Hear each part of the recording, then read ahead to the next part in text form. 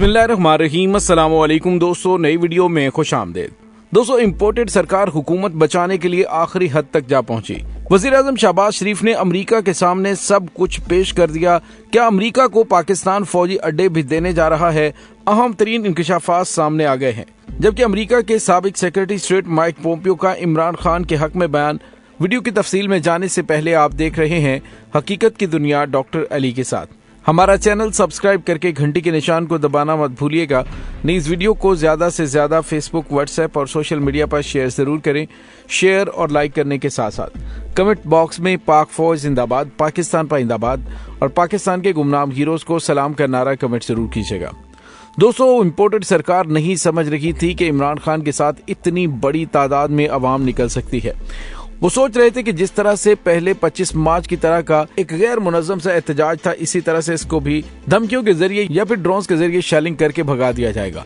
लेकिन पाकिस्तानी अवाम की लाहौर में निकली हुई तादाद को देखकर पाकिस्तान तो क्या पूरी दुनिया में इसको कवरेज दी जा रही है। पाकिस्तानी मीडिया पर इसका ब्लैकआउट है, लेकिन सोशल मीडिया पर इसकी तमाम तफसीलात जारी की जा रही है।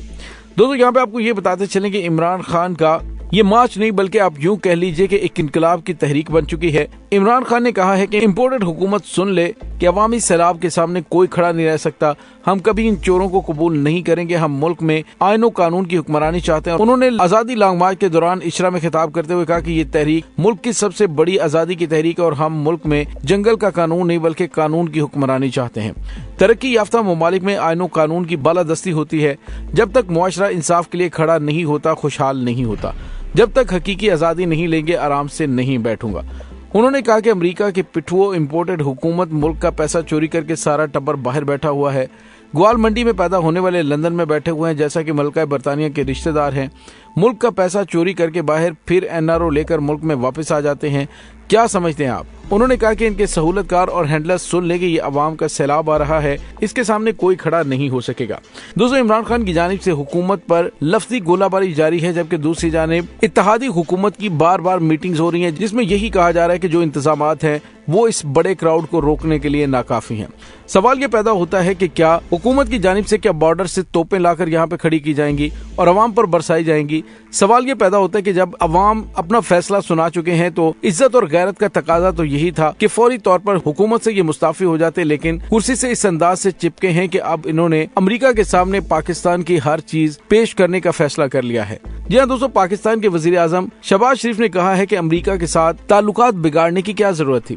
अमेरिका के साथ ताल्लुकात दोबारा ठीक करने की कोशिश कर रहे हैं। शहबाज शरीफ पुलिस सर्विस ऑफ पाकिस्तान के 48वें STP बैच की पासिंग आउट परेड की तकरीब से खिताब कर रहे थे और इस दौरान वजीर आजम शहबाज शरीफ ने कहा कि 75 साल बाद हमारे बच्चे सवाल पूछते हैं कि कायद का पाकिस्तान किधर है। पिद्दी ममालिक हमसे आगे निकल गए। ये हमारे लिए लम्हा फिक्रिया है और 75 साल बाद भी हम उसी गोल दायरे में घूम रहे हैं। शहबाज शरीफ ने किस्सा सुनाते हुए कहा कि चंद रोज कबल सऊदी अरब से सऊदी डेवलपमेंट फंड का एक वफ्द पाकिस्तान आया और मुलाकात के दौरान उन्होंने पलंदा खोलकर वजीर आजम से कहा कि ये मंसूबा हमने 8 साल पहले दिया था, ये मंसूबा हमने 6 साल पहले दिया था।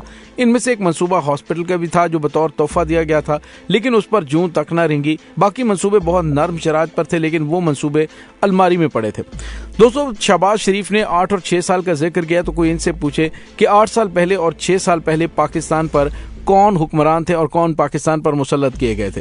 यूं अपनी ही हुकूमत के खिलाफ एक चार्जशीट खोल दी। यानी आप अंदाजा लगाइए कि इमरान खान की हुकूमत से पहले की ये मंसूबे इनके दौरे हुकूमत में आए हैं, तो क्या इन्हें गैरत नहीं आई थी इन मंसूबों को कंप्लीट करने के लिए?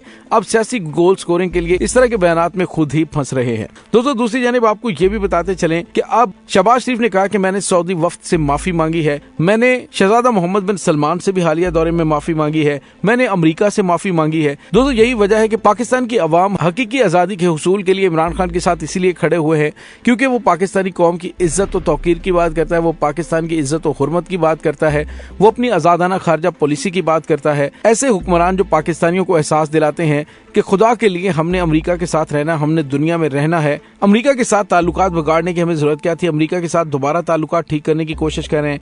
इस वक्त कुशकोल लेकर हम पूरी दुनिया में जा रहे हैं। ये कहाँ की सियासत और खिदमत है? हमें माजी की गलतियों से सबक सीखना चाहिए।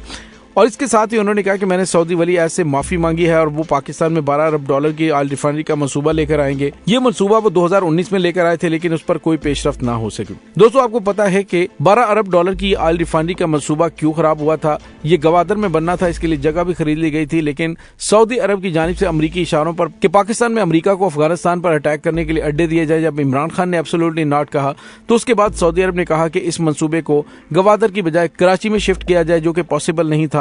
یعنی دوسرے لفظوں میں انہوں نے اس سرمایہ کاری کو مشروط کر دیا پاکستان کے امریکہ کو اڈے دینے پر۔ اور اب شہباز شریف صاحب کی جانب سے کہا جا رہا ہے کہ پاکستان حالات کو بہتر کرنے کے لیے اور معاملات کو ٹھیک کرنے کی کوشش کر رہا ہے، تو اس سے یہ بھی اشارے مل رہے ہیں کہ پاکستان شاید آنے والے دنوں میں امریکہ کو پاکستان میں اڈے دینے جا رہا ہے، جس سے پاکستان کے ہمسایہ ملک میں اٹیکس کیے جائیں گے اور ایک بار پھر پاکستان کے اندر دہشت گردی شروع ہو جائے گی۔ دوسری جانب آپ کو یہ بھی بتاتے چلیں کہ امریکی صدر جو بائیڈن نے آپ کو پتا ہے کہ تقریر میں کہا تھا کہ پاکستان دنیا کا خطرناک ترین ملک ہے، اس لیے کہ اس کی ایٹمی صلاحیت بے ضابطہ ہے، یعنی کہ غیر محفوظ ہے۔ یہ ایک ایسا ہی ہے جیسے کچھ طوائف پاک باز عورت پر انگلی اٹھائے اور کہے کہ اس نے قسم کر لیا ہے۔ دنیا کی تاریخ پر نظر ڈالی جائے تو امریکہ سے زیادہ خطرناک ملک کا تصور بھی محال ہے۔ مغرب کے ممتاز دانشور مائیکل مان نے اپنی کتاب دی ڈارک سائیڈ آف ڈیموکریسی میں اعداد و شمار سے ثابت کیا کہ امریکہ کے سفید فام باشندوں نے امریکہ پر قبضے کے لیے 8 سے 10 کروڑ ریڈ انڈینز کو قتل کر ڈالا تھا۔ امریکی سفید فاموں کا ملک نہیں تھا، امریکہ ریڈ انڈینز کا ملک تھا، لیکن امریکہ پر قابض ہونے والے سفید فاموں نے امریکہ کے اصل باشندوں کا وجود ہی مٹا دیا۔ مسلمانوں نے آدھی سے زیادہ دنیا فتح کی مگر انہوں نے کہیں بھی مقامی باشندوں کی نسل کشی نہیں کی۔ مسلمانوں نے برِ صغیر میں 1000 سال حکومت کی اور آج بھی ہندوستان ہندو اکثریتی ملک ہے۔ مسلمانوں نے افریقہ فتح کیا لیکن انہوں نے سیاہ فاموں کو قتل کرنا تو درکنار انہیں اپنے غلام تک نہ بنایا، لیکن امریکہ کے سفید فام آقاؤں نے چند دہائیوں میں 8 سے 10 کروڑ ریڈ انڈینز کو موت کے گھاٹ اتارا۔ اس لیے امریکہ کی ممتاز دانشور سوسنگ سونٹن نے برطانیہ کے اخبار گارڈین میں شائع ہونے والے اپنے ایک مضمون میں لکھا کہ سوال یہ پیدا ہوتا ہے کہ اس ملک سے زیادہ خطرناک ملک کون سا ہوگا جس کی بنیاد نسل کشی پر رکھی گئی ہو، جس کے شجرہ نسب میں خون ہی خون بھرا ہوا ہو، جس کا ڈی این اے نسل کشی سے تعمیر ہوا ہو۔ امریکہ کی تاریخ پر نظر رکھنے والے جانتے ہیں کہ امریکہ کی تاریخ دوسرے ملکوں میں مداخلت کی تاریخ ہے۔ جو بائیڈن نے پاکستان پر کیچڑ اچھالا تو پاکستان میں تعینات کیوبا کے سفیر زیرینا کارو نے امریکہ کے صدر کو یاد دلایا کہ امریکہ نے 1798 سے اب تک دنیا کے مختلف ممالک میں 464 مرتبہ مداخلت کی۔ کیا دنیا کی تاریخ میں کوئی ایسا ملک ہے جس نے 224 سال میں دنیا کے مختلف ممالک کو 464 مرتبہ روندا ہو؟ دوستو دوسری جانب آپ کو یہ بتاتے چلیں کہ امریکہ کے سابق سیکرٹری اسٹیٹ مائک پومپیو بھی عمران خان کے حق میں بول پڑے ہیں۔ آپریشن رجیم چینج کے حوالے سے جب ان سے بات کی تو انہوں نے کہا پاکستان کے اندر رجیم چینج جو بائیڈن کی ذاتی سوچ ہو سکتی ہے، یہ امریکہ کی عکاسی نہیں کرتا اور نہ ہی امریکہ کی یہ پالیسی ہے۔ لیکن دوستو آپ کو پتا ہے کہ امریکہ کس طرح سے ممالک کے اندر رجیم چینج کرتا ہے، لیکن اس کے ساتھ ہی مائک پومپیو نے یہ اشارہ بھی دیا جو بائیڈن نے پاکستان کے اندر عمران خان کی حکومت ختم کرنے کے لیے یہ سارا ڈرامہ رچایا ہے۔ دوستو یہاں پہ آپ کو یہ بتاتے چلیں کہ اب امپورٹڈ سرکار کی جانب سے اپنی حکومت بچانے کے لیے امریکہ کے گوڑے گٹے پکڑے جا رہے ہیں اور انہیں کہا جا رہا ہے کہ آپ پاکستان کے اندر اڈے بھی بنائیں، آپ پاکستان کے اندر جو چاہتے ہیں کریں، آپ پاکستان کے خلاف بیان بھی دیں تو ہم آپ کا دفاع کریں گے، لیکن ہماری حکومت رہنے دیں۔ لیکن دوستو پاکستانی عوام کا سیلاب اس قدر طوفان کی شکل اختیار کر چکا ہے کہ اب اس کے سامنے کسی کا بھی ٹھہرنا ناممکن ہے۔ اس تمام صورتحال کے بارے میں آپ کا کیا کہنا ہے؟ کمنٹ سیکشن میں اپنے خیالات کا اظہار ضرور کیجیے گا۔ اس کے ساتھ ہی ڈاکٹر علی کو اجازت دیجیے، انشاءاللہ بہت جلد ملتے ہیں ایک نئی ویڈیو میں۔ تب تک کے لیے اپنا بہت سارا خیال رکھیے گا۔ پاک فوج زندہ باد، پاکستان پائندہ باد، پاکستان کے گمنام ہیروز کو سلام، اللہ وارث۔